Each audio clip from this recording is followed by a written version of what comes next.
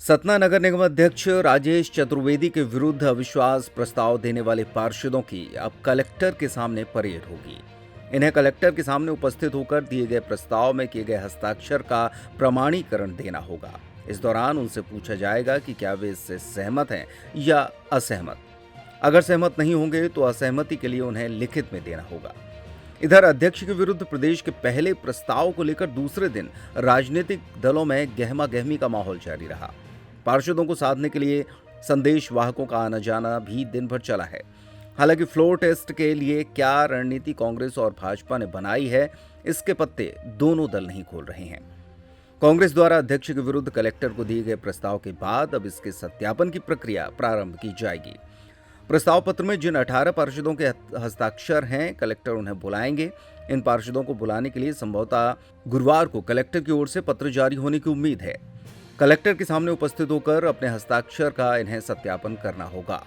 ये प्रक्रिया सभी 18 पार्षदों पर लागू होगी। माना जा रहा है कि इनमें से 2 या 3 दिन लग सकते हैं। अगर इस दौरान 15 पार्षदों की सहमति मिल जाती है तो कलेक्टर अविश्वास प्रस्ताव के लिए विशेष सम्मेलन की तिथि घोषित करते हुए महापौर सहित सभी निर्वाचित पार्षदों को विशेष सम्मेलन के लिए बुलाएंगे। क्या था मांग क्या था? लोगों ने, क्योंकि अध्यक्ष हमारे जो हैं अब उनके खिलाफ अविश्वास प्रस्ताव इसलिए लाए क्योंकि वो परिषद की बैठक विधि सम्मत तरीके से नहीं चलाते हैं और ना ही जनहित के जो मुद्दे हैं उसमें चर्चा होती है तो गलत मदद कराते हैं, ना ही शहर के विकास के मुद्दे चर्चा में लाए जाते हैं।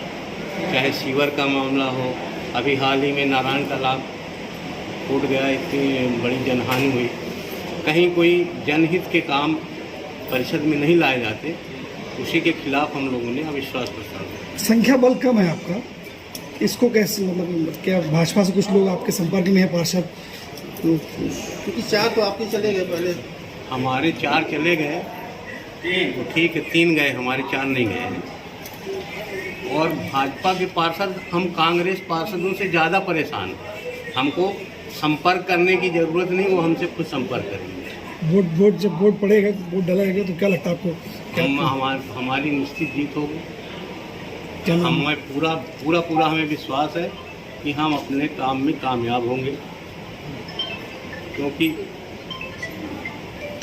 जो उनके अध्यक्ष जी के 2 साल के कारनामे हैं उससे कोई भी पार्षद संतुष्ट नहीं है। इसलिए अविश्वास प्रस्ताव में सत्ता पक्ष भी साथ में होगा, हमारा ऐसा मानना है। नहीं, स्पीकर साहब तो कई बार चुनाव पार्षदी का चुनाव जीत चुके हैं, उनको काफ़ी अनुभव है। इसके बाद भी अनुभव है उनको, लेकिन पार्षदों को साथ में ले चलने की क्षमता नहीं है।